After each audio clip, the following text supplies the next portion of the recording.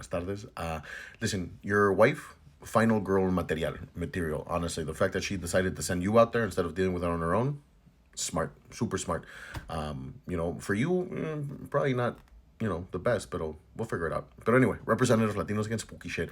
I mean, you did great though. Like, you went out there, you heard something, and you didn't get, oh my God, what was that? Could it be somebody in trouble? I should check.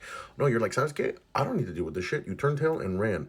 And you're not exactly a small boy. You're like me. You're a bigger guy. Okay. You're what I'd like to consider thick, like cold peanut butter. And for those that don't understand that, put peanut butter in the fridge. Try to spread it afterwards. It's impossible.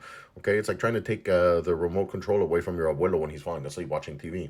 It's not happening. He's gonna grip that shit tighter than somebody trying to live on the Titanic. But my recommendation for this one, you're gonna get a PA system.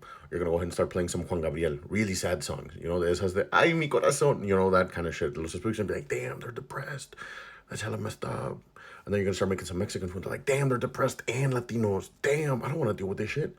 Okay, because there's nothing more depressing and more volatile than a depressed Latino. So they're gonna be like, hey, you know what? Maybe we shouldn't be doing this, right? Let's come back another time, and then they're gonna leave. So, Dios los bendiga, best of luck. Take care of yourselves. If you heard it, no, you didn't. Damn, she sent you straight to your death out there, though.